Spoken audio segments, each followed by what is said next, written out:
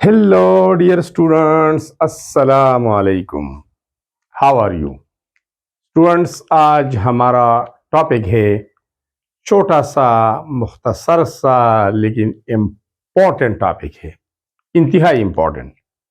नाम है उसका अल्काइल ग्रुप। इससे पहले हम पढ़ चुके हैं about alkanes. Alkanes, those hydrocarbons which contain all carbon to carbon single covalent bonds among their carbon atoms, among their molecules। वो हाइड्रोकार्बन जिसके मॉलिक्यूल्स में तमाम कार्बन के दरमियान सिंगल कोवेलेंट बॉन्ड होते हैं, उनको अल्केन्स कहते हैं। उससे रिलेटेड टॉपिक है अल्काइल ग्रुप। याद रखिएगा, अल्काइल ग्रुप या alkyl radical, and it is represented by R. Radical तो इस वजह से आर से रिप्रेजेंट किया जाता है। How we can define the alkyl group, alkyl radical. A group obtain, जब एक ग्रुप हमारे पास ऑब्टेन होता है, हासिल होता है, कब हासिल होगा? By the removal of one hydrogen atom from alkane. जब अल्केन से अब हम एक हाइड्रोजन एटम हटा देते हैं, उसके बाद जो नया ग्रुप बनता है उसको अल्काइल ग्रुप कहते हैं, उसको अल्काइल रेडिकल भी कहते हैं। जनरल फार्मूला इस्तेमाल होता है अल्केन माइनस हाइड्रोजन, एक हाइड्रोजन हटेगा, रिमूव होगा और बनेगा अल्काइल ग्रुप। ANE खत्म होगा, YL लगेगा, तो alkane minus hydrogen is equal to alkyl group. अब अल्केन आपने पिछली वीडियोस में पढ़े हैं, नहीं पढ़े हैं तो वीडियोस देखे, पीछे जाके वीडियो नंबर 1 और 2 देखे इस चैप्टर का।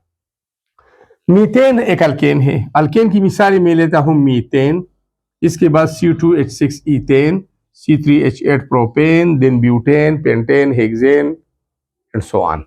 ठीक है, मीथेन का फार्मूला है CH4। अब एक हाइड्रोजन जब हम रिमूव करते हैं तो ये CH3 रह जाता है। इसको अब मीथेन की बजाय अब मीथाइल कहेंगे। मीथेन से मीथाइल बना। अब C2H6 ईथेन है, एक हाइड्रोजन हटाने से हाइड्रोजन 6 की जगह 5 रह जाएंगे, तो अब ईथेन से ईथाइल बनेगा। C3H8 प्रोपेन है, हाइड्रोजन 8 है, एक हाइड्रोजन हटाने से हाइड्रोजन 7 बनेंगे, रह जाएंगे, तो प्रोपेन से प्रोपाइल बनेगा। तो ये राइट साइड पे जो ग्रुप्स हमें ऑब्टेन हो रहे हैं after the removal of one hydrogen from these alkanes, these are called alkyl groups and generally these are represented by R. So R means methyl, ethyl, propyl and so on. अब थोड़ा सा detail में जाते हैं ताकि आप अच्छी तरह समझ सके। ये मैंने लिखा है मीथेन CH4, लेकिन ये उसका स्ट्रक्चर है। जब इससे एक हाइड्रोजन रिमूव होता है तो 4 की बजाय 3 हाइड्रोजन रह जाते हैं।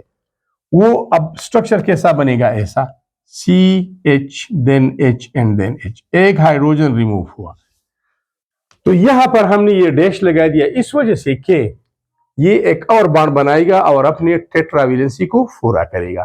तो मिथाइल को इस तरह भी और इस तरह भी लिख सकते हैं, याद रखना। इस तरह हमने लिखा है C2H6, अब ये हो गया C2, ये एक कार्बन, ये दूसरा कार्बन C2, H6, 1 2 3 4 5 6। अब इससे एक हाइड्रोजन रिमूव हुआ तो H5 रह गई, C2H5, तो एक हाइड्रोजन मैंने यहां से रिमूव किया, यहां से, तो C2H5। तो इथाइल को इस तरह भी लिख सकते हैं, लेकिन इस तरह भी लिख सकते हैं और इस तरह भी लिख सकते हैं। ये वाला, ये लेफ्ट साइड पे है CH3 और राइट पे बन गया CH2, तो इथाइल को इस तरह भी हम लिख सकते हैं, ये वाला। और इस ईथेन को C2H6 भी लिख सकते हैं इस तरह, ये CH3 है, ये भी CH3 है, ये CH3 है, ये भी CH3 है। यहां से एक हाइड्रोजन रिमूव होगा, 3 हाइड्रोजन है, 2 बनेंगे, तो ये बन गया इथाइल ग्रुप। अब आते हैं प्रोपेन की तरफ। एक और एग्जांपल हमने लिया है, इससे आपका जहन और भी क्लियर हो जाएगा। यहां पर मॉलिक्यूलर फार्मूला है C3H8। ठीक है, अब यहां पर C3 कार्बन मैंने इस तरह लिखी है, सिंगल बॉन्ड, तमाम बॉन्ड शो किए हैं, तो इसको इस वजह से स्ट्रक्चरल या डिस्प्लेड फार्मूला कहते हैं। ठीक है, हर कार्बन की 4 बॉन्ड्स हैं, वैलेंसी सेटिस्फाइड है। अब इसी में एक हाइड्रोजन हटाता हूं, 8 है, 7 रह जाएंगे। कौन सा हाइड्रोजन हटाना है? पहले केस में ये हट गया, ये वाला, ठीक है, तो हाइड्रोजन 7 रह गई। और दूसरे केस में मैंने ये हटा दिया, ये ग्रीन कलर में कलर चेंज करता हूं, ये भी हटा दिया। तो यहां पर एक वैकेंसी आ गई। ये तो हाइड्रोजन यहां भी से आप हटा सकते हैं, यहां से और यहां से भी, ये दोनों तो एक ही चीज है, लेकिन एक हाइड्रोजन कम होगा। तो मेरा मतलब यह है कि CH3C3H7 इस तरह भी लिख सकते हैं आप, लेकिन इस तरह भी लिख सकते हैं, इस तरह C3H7 है और इस तरह भी लिख सकते हैं। इसके अलावा अगर आपने प्रोपेन लिखना है C3H8 तो इस तरह भी लिख सकते हैं। ये क्या है? CH3 है, ये मैंने लिख दिया है। ये CH2 है, ये मैंने लिख दिया है। और ये CH3 है, ये मैंने लिख दिया है। तो आप प्रोपेन को इस तरह, इस तरह, इस तरह लिख सकते हैं। अब हाइड्रोजन हटाना है। पहले केस में मैंने हाइड्रोजन इस राइट वाले पहले कार्बन से हटाया था, तो यहां से हटेगा, ये कितने रह जाएंगे? 2, तो यहां पर 2 रह जाएंगे। अब दूसरे केस में मैंने हाइड्रोजन मिडल वाले कार्बन से हटाया था, मिडल वाले कार्बन से, ये वाली, ठीक है। तो अगर यहां से हटेगा तो ये हाइड्रोजन कितनी है? 2, तो ये 1 रह जाएगा, ये वाला 1 रह जाएगा। मतलब मेरा ये है कि आपने हाइड्रोजन हटाना है। अगर मॉलिक्यूलर फार्मूला है तो फिर 8 हाइड्रोजन की बजाय 7 लिखो, ये प्रोपाइल है। अगर स्ट्रक्चरल फार्मूला है, आपने एक हाइड्रोजन हटा दिया तो इस तरह लिख दो। अगर मिडल वाले कार्बन से हटा दिया तो इस तरह लिख दो, यहां पर ये डैश कर दो। अगर आपके साथ कंडेंस फार्मूला है और पहले हाइड्रोजन पहले कार्बन से हटा दिया, मतलब राइट वाली साइड कार्बन से हटा दिया, तो 2 होंगी यहां पर, ये हाइड्रोजन 2 रह जाएंगे। और अगर मिडल वाले से हटा दिया तो 1 रह जाएगा।